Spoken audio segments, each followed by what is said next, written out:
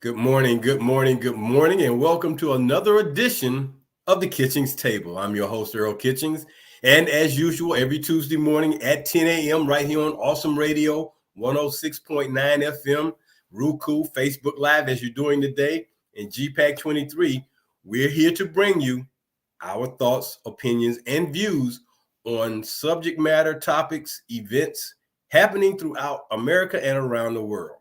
So we're happy to have you here. We'd like to thank the staff and management of Awesome Radio, especially Miss Akila Thigpen. And I'd like to give props to a supporter, Miss Ronleen Kennedy, for always being there to help when needed.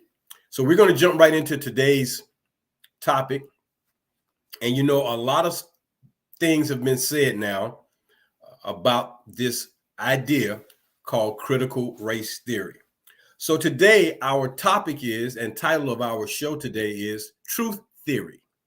Truth Theory. I want you to think about that for a minute. Truth Theory. Because as long as people put out, as they call it, disinformation or alternate facts. Now, I really love that one when they came out with that. Alternate facts. An alternate fact. That had never been said or used before until the previous presidential administration, when they continued to try to cover up what we know as things that are untrue, not factual. So we have disinformation and alternative facts.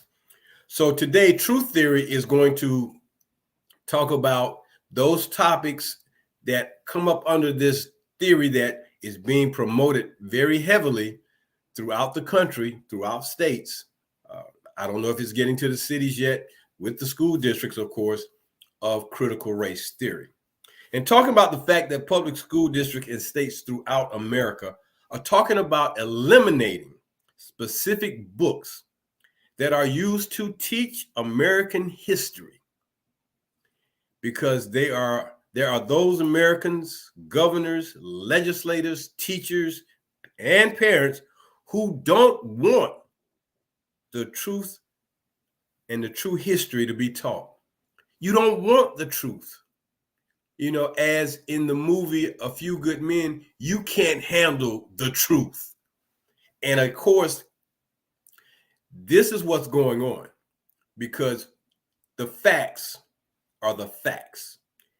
History is history. What happened and what has been documented in books happened. It's not something that's been made up, not something that people are thinking about should have happened. Excuse me.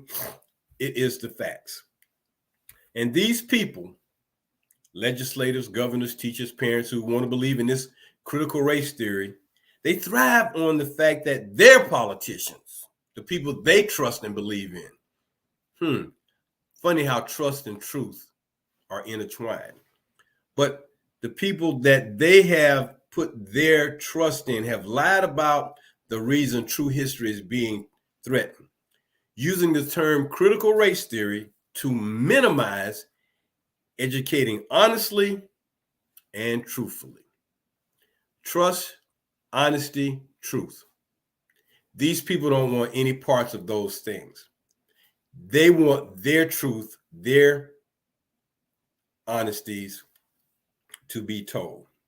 So Wikipedia defines the critical race theory as this: a cross-disciplinary intellectual and social movement of civil rights scholars and activists who seek to examine the intersection of race and law in the United States and to challenge mainstream American approaches to racial justice. Intellectual social movement dealing with civil rights and activists. Education Weekly defines it as this: an academic concept that is over 40 years old. The core idea is that race is a social construct and that racism is not merely the product of individual bias or prejudice, but also something embedded in legal systems and policies. It is thought that this idea separates or divides people and or cultures into distinct groups, the oppressed and the oppressor, thereby seeking intolerance.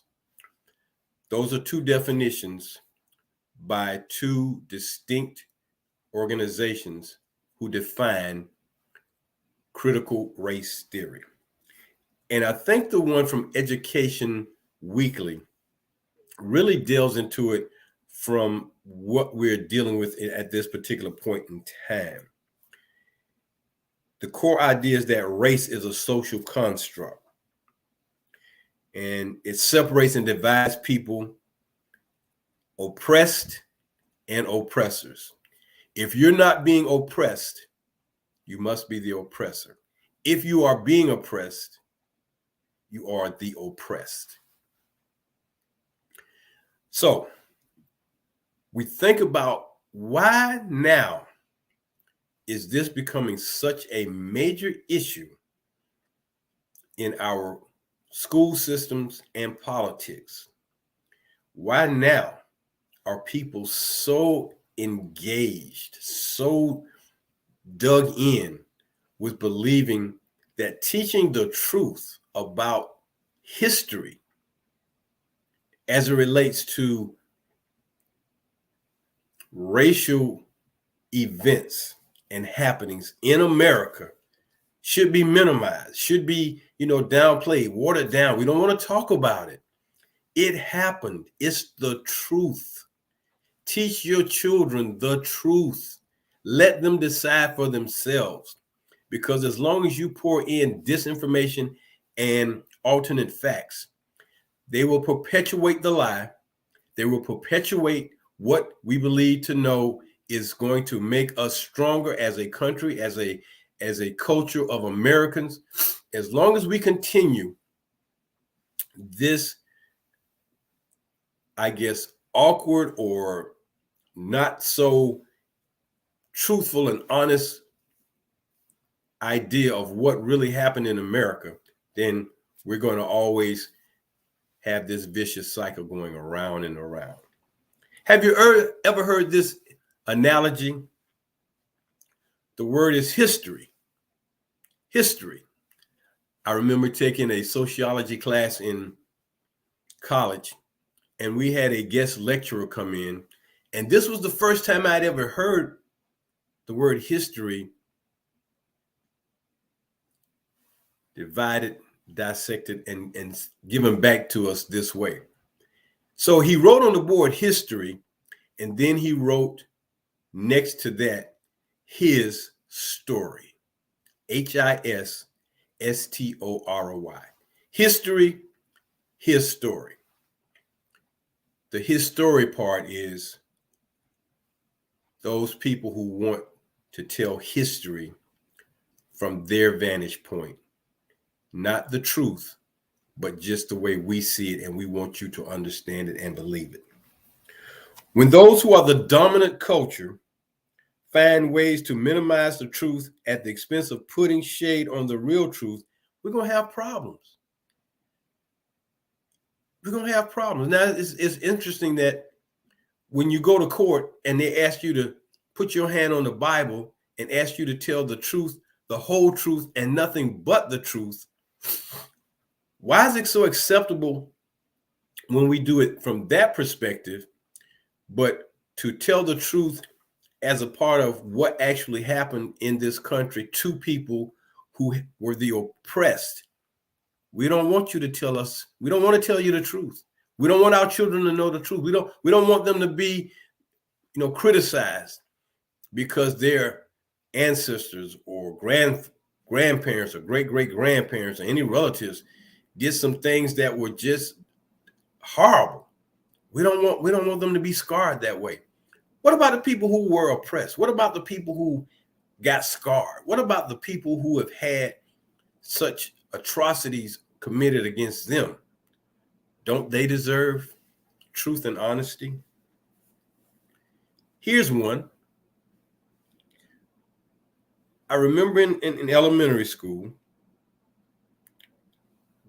we used to have in October, there will always be Columbus Day. And it was always said that Columbus discovered America. That Columbus did it in 1492. See how great my memory is? I still remember it. 1492, Columbus sailed the ocean blue, and his ships ended up getting on a sandbar called America. They just stumbled into this country. And when they stumbled into it, they claimed it. Oh, we found the new world. And here it is. How can you call something yours, especially in the situation of Columbus discovering a land when inhabitants are already there? How are you going to claim that you discovered America when the Native Americans were already here? But yet, when he left and went back to Portugal and dealt with the Queen of Spain and said, we found a new world, word went out, Columbus discovered America or found a new world. Americans came up with this Columbus idea that he discovered this country. That is not correct. That's disinformation. That is part of this theory that we need to work on. Native Americans were already here. And from Columbus to the Pilgrims, they were already living in a country where foreigners landed and took the land, offering trinkets, beads, alcohol, and whatever else they could swindle the original Americans out of. You find a place, you don't see anybody around, must be yours.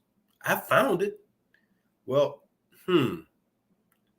those people who lived here just weren't where you were at that time. They may have been there and moved to another place. You know, you lived on this street, but you found a new house in a better neighborhood, so you moved. But that doesn't mean you hadn't been there. And that doesn't mean you hadn't already been on this land and this property. But of course, this is what happened. So now you want to come up with this critical race theory as it relates to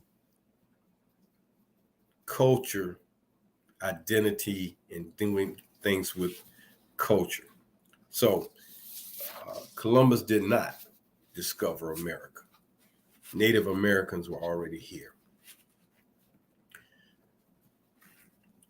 The late activist Malcolm X said this: history is best qualified to reward our research.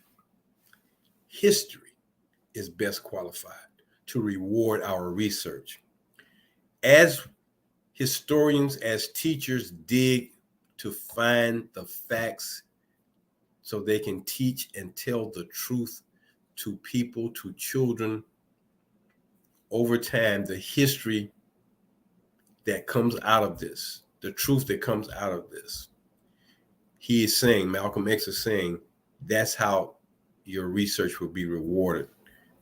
You know, history is best qualified to do that. You don't have to, you know, you can try to cover it up or give disinformation or give alternate facts, but the truth is going to come out about what actually happened. When you think about all the incidents that have happened over time in the last 400 plus years to people of color, specifically African Americans, Black Americans,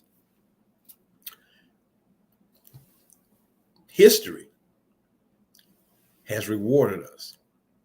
I think of the movie Hidden Figures. Who knew that Black women were working at NASA and helped with America's first launch into space of a man that would orbit, not just go up and come back down, that would orbit the Earth?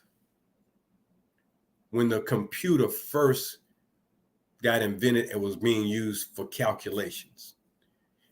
In that movie, Hidden Figures, 3 Black women identified as three very smart and intelligent people, helped NASA to send John Glenn into space and bring him back safely, to help the computer with the calculations, to help the engineering help build the spacecraft that took him there and back. 3 Black women and some other Black women who assisted them. No one knew that story. NASA knew the story. NASA knew the story, but failed to want to publicize the story. So when history came out with this movie to document the story of these women, history rewarded the research. Ironically, if the things about this movie were not true, why didn't someone from NASA dispute it? It was not disputed because it was factual and it was the truth. The honesty came out, and those women were highlighted. They were rewarded. And the last one of those women received a Congressional Medal of Honor, if I'm not mistaken, from former President Barack Obama. African Americans continue to contribute to the history and progress of this country. Although we get mistreated, we continue. Faithful servant, job well done, if you know that quote from the good book. We continue to move forward. Slavery, Jim Crow, lynchings, Ku Klux Klan, etc., and other atrocities against people of color have been documented. But the people who just want their history to be made appropriate for teaching to our children are making a strong effort to deny truth.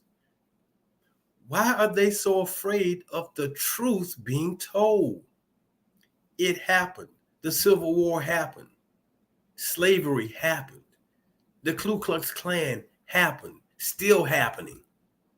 Jim Crow, trying to bring it back. Why are they so afraid of the truth?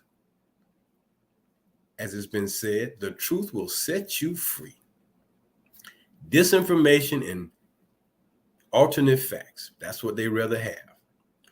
When a country is built on the labor of others, when a country believes that who were never the oppressor or the aggressor, when a country believes that never was the oppressor or the aggressor or the murderer or the denier or the trafficker of human labor, or believers that they single-handedly built this country, when these individuals, oppressors, aggressors, murderers, deniers, traffickers of human labor, believers that they are the only ones who built this country on their back, on their sweat, then who is perpetrating the lie and the conspiracy of false stories?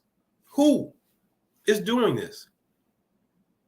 Because when we talk about this critical race theory, how are they going to minimize a couple of things? The internet has an information already out there. Are you going to deny access to the internet? Are you going to take down all those historical pieces of information on the internet? Are you going to close libraries or section off libraries so that only those parts of history or those shelves with the history certain people want told are going to be there? Why is this going to be such a problem?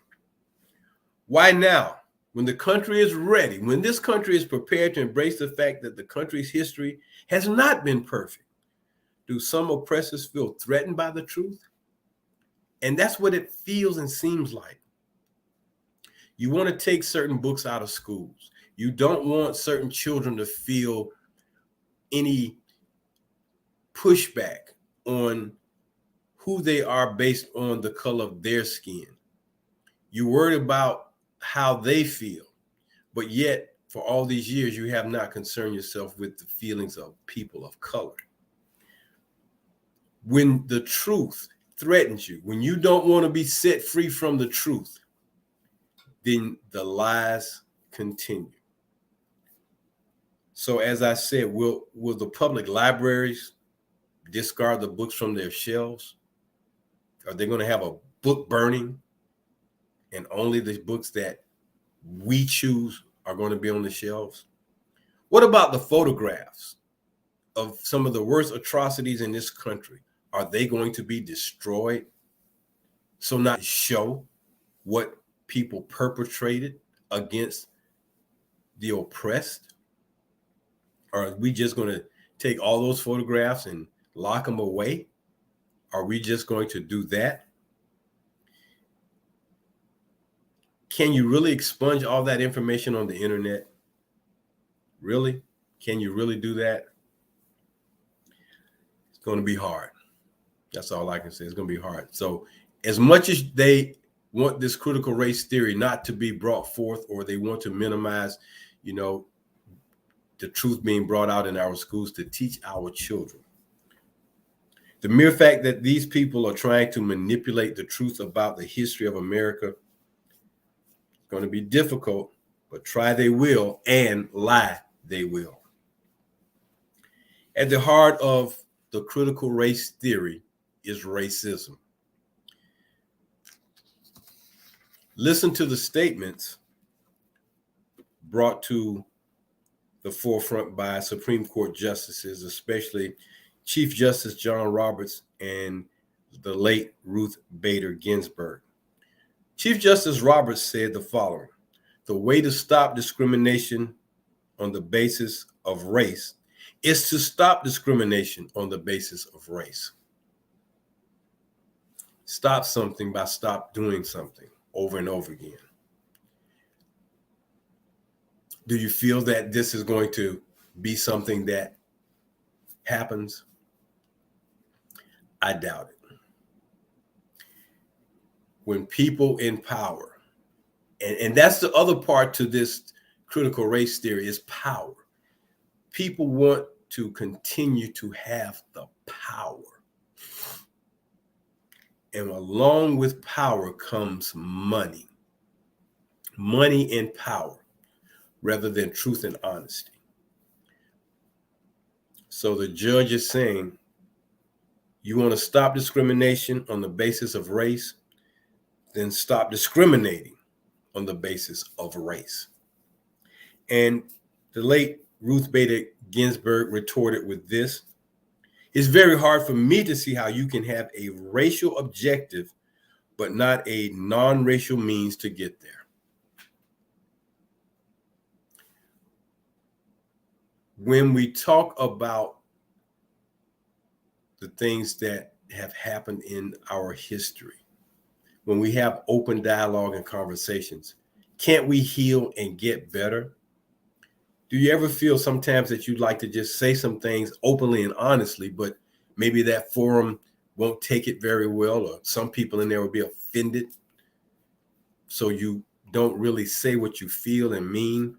You try to be diplomatic about it, when the truth of the matter is, the more we can just be open and honest about what has happened, about how we feel about things that have happened, injustices, atrocities, whether you are a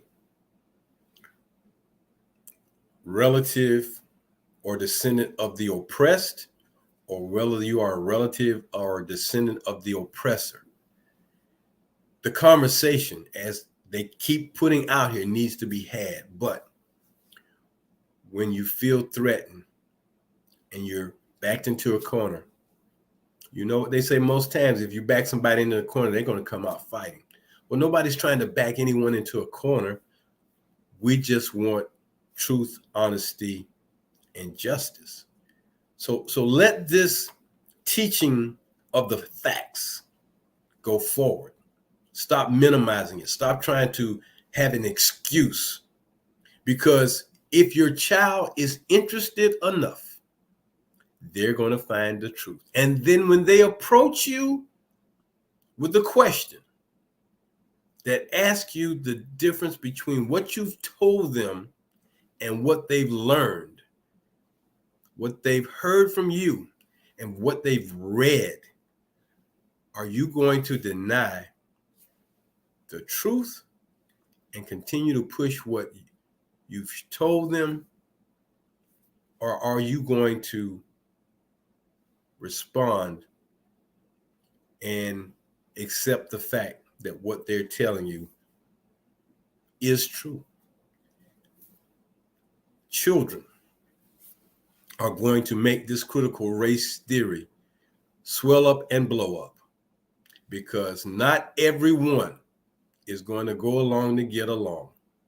Truth will set you free.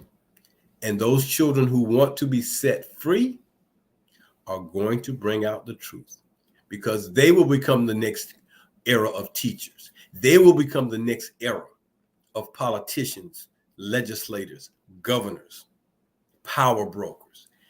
They will become, although they will have that faction from the folks who still want the disinformation and alternative facts to stay at the forefront, the majority is going to rise up and minimize all the things that people continue to push forward, because they are frightened and fearful and feel threatened that they're going to lose. How much better of a place could we be if we work in harmony? You know, that four-letter word with love, if we could do that more, how much better could this place be? Children are going to be the deciders. So that takes care of the first segment of our show today, Truth Theory, here on Awesome Radio. I'm Earl Kitchings, the host of the Kitchings Table, here on this Tuesday, the first day of February. Notice I didn't want to bring out what they talk about normally, Groundhog's Day. Yeah. We're going to talk about what's really going on. So we like to thank all of you who are watching and listening here on Awesome Radio 106.9 FM, Roku TV, GPAC, and of course, all our viewers on Facebook Live. We're glad to have you here with us as we bring you our thoughts today on our topic and title of our show today, Truth Theory. As you know, at this point in our show, we normally go into our pantry segment, and that's kind of a caveat. When you're in your kitchen and you go to the cabinets or you go to your pantry, you got a lot of stuff in there, a lot of different things on the shelves, and you find something that, either you put in the back of the pantry or in the back of the shelf that's been there too long, or something right at the forefront, but it's like a warehouse. You bring something out, you go to the pantry, something's in there to bring out. So today in our pantry segment, I wanted to bring a person and some of the ideals and ideas that spun off with this individual. And this gentleman's name was Willie Lynch.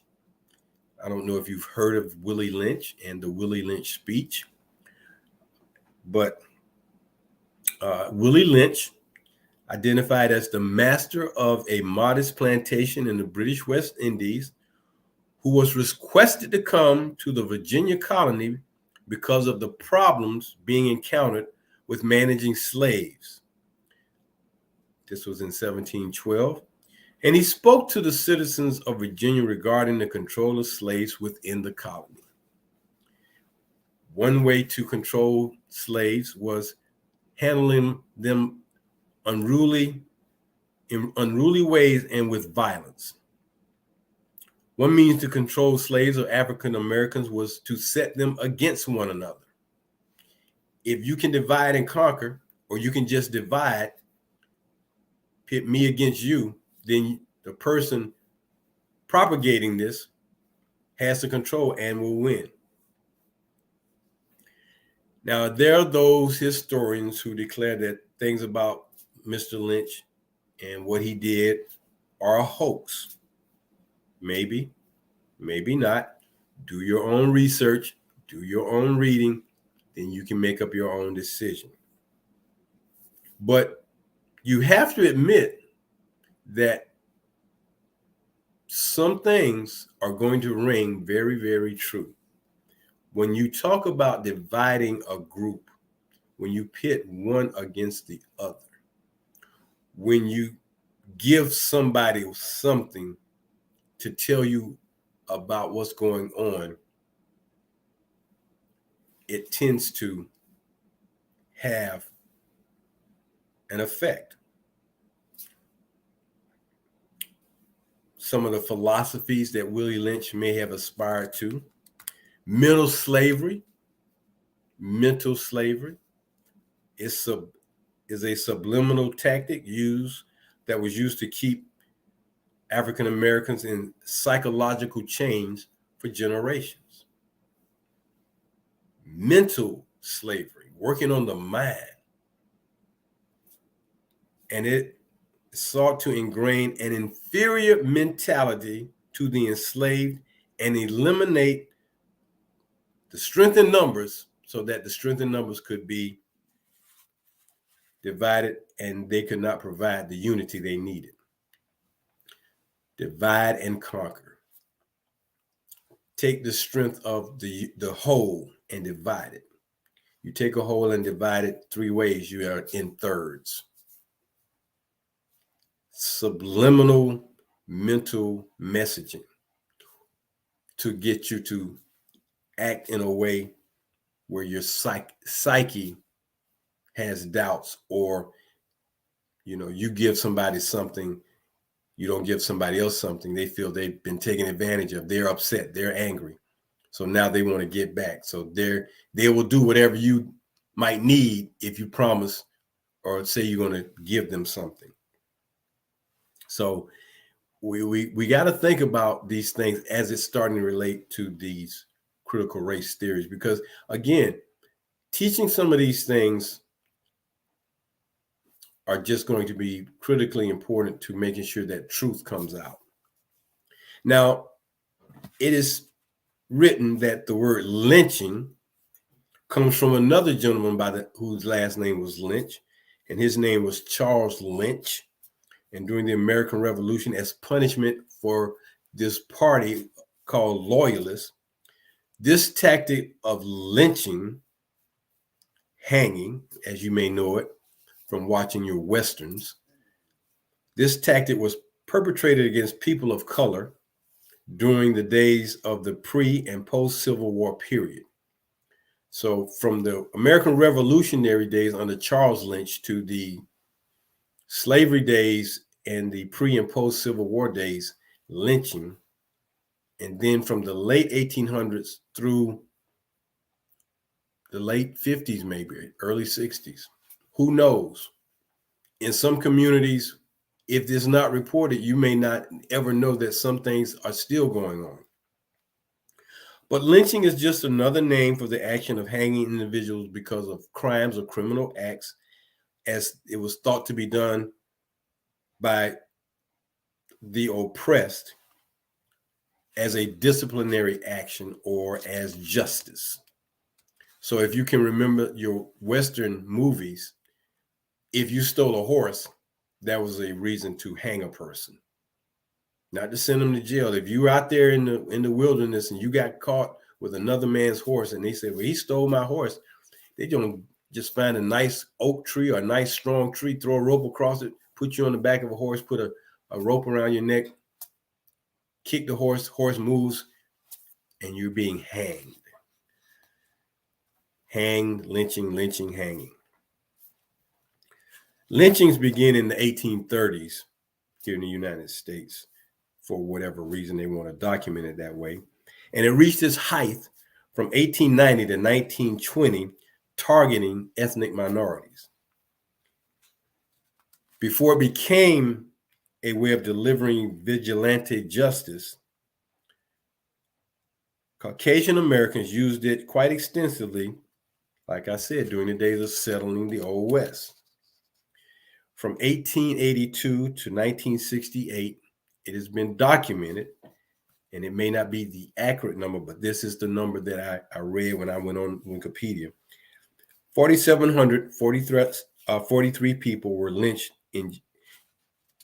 It's thought to be one number, And although this may not be the exact number of how many Black Americans were lynched during this time, but 72% of the lynchings that were done during this time period were against Black people, including men, women, and children. 72%. So if you got 100 people that are set for lynching, 72 of them were people of color, Black people to be specifically. Oftentimes, lynchings were conducted because of accusations of other crimes. And accusations. Someone said something that was untrue, but yet people who want to believe that it was true took it for the truth. So murder, arson, robbery, vagrancy, many heinous acts were conducted in public. And that's the odd thing about it. You talk about the critical race theory, but there are pictures of lynchings that were done in public, and you had Caucasian white Americans standing around watching this, standing around watching as if it was some great event. And in some instances, lynchings went a whole nother step because they sought to set these bodies on fire. Now, in the movie, The Great Debaters, there was a scene where Denzel Washington and his debate team drove upon a lynching at night in this white community. And those young people who were students in college had never seen anything like this because in their community, they were probably insulated. But when they opened their eyes and saw what was going on, they were in shock. And the professor had to quite quietly back his car out so that they wouldn't become the next victims of what they had just seen. But that left an impression on those students. It left an indelible impression on the students. You know, that will scar you for life. Something like that you will never, ever, ever forget. So pictures like that exist. So are you going to, again, destroy them? And when we talk about other atrocities, does this also mean that you're going to minimize the most heinous atrocity against human mankind that's documented, which was the Holocaust against 6 million Jews during World War II? Did that not happen? Are we not going to, recognize that as something that needs to be told? That story continues to be told. There's a museum about that. You don't mind telling that story. You don't mind that being something that you can teach in school. 6 million people murdered, burned alive by a man and his idea of a superior race. All these things tie into what we're living right now. When a former president accuses legal servants of being racist because it doesn't suit him, and people believe in him and want to perpetuate his thoughts and ideas, does this not resemble something we've already witnessed in history? It just happened in another country. And they finally, I'm sure they pushed that way down in their history because they don't want that to surface. It's acknowledged, but they're not going to talk about it a lot. Is that what we're talking about here in America? Something like that is left to be seen. So that's our pantry segment for today. And I hope that our conversation today is giving you some reasons to think and want to share truth and honesty with children and people of all walks of life. about what has happened, what needs to happen, and how we need to heal and go forward by talking honesty and truth. Facts. The facts are the facts. As they say in the courtroom, the truth, the whole truth, and nothing but the truth. That was our pantry section. This is the Kitchings Table, heard every Tuesday morning, seen every Tuesday morning on Awesome Radio 106.9 FM. Facebook Live, we'd like to thank all our viewers. Welcome you to our show each and every Tuesday morning. Those of you who watch on GPAC 23 and Roku TV, we thank you for joining us. And if you have any thoughts or comments, you're welcome to call in or send a letter to the station or email to the station, direct it to my attention if you need to. But we only want to bring you the information as we feel is pertinent. So as we continue to talk about our title today, Truth Theory, starting off with critical race theory, and now through the ideas of a man who who helped control the mental state and the mentality of a people who are oppressed. We're now going to talk about books and the books that we will be banned versus the ones that will be allowed as we go forward in this effort to promote this critical race theory so that some things will not be taught in our schools, so our children can learn the truth and know what actually happened. We need to make sure they know the facts. So at the heart of all books is the action called what? Reading. Got a book? Got to read. But more importantly, read with understanding. Because when you read with understanding, one thing will happen. You will obtain knowledge. And knowledge is something that can never, ever, ever be taken away from you as an individual. Got a book? Read it, gain some knowledge. Got a magazine? Read it, gain some knowledge. Got a newspaper? Read it, gain some knowledge. Anything, words printed for your information, read it, get some knowledge. As described by Pamela Mason of the Harvard Graduate School of Education, here's her quote: "If our goal is to create readers who want to read and find reading a source of affirmation, we need to expand our canon." She went on to say this: "I think it's our responsibility to really make our classrooms spaces where we can have conversations and the discourse and the dialogue that we need to be able to put young people out in the world." Classroom is the place, the space. And it is our responsibility to have conversations and dialogue so that we can put our children out into the world so they can go forward with sending out education. Books should be both windows and mirrors, said Rudine Bishop, an author and educational researcher. They should expose readers to new worlds and perspectives while also reflecting their own experiences. Students are more likely to read books that they can relate to. And when we talk about historical books, and if it's taught the right way, the value of those books is going to inspire you to do research or to learn more.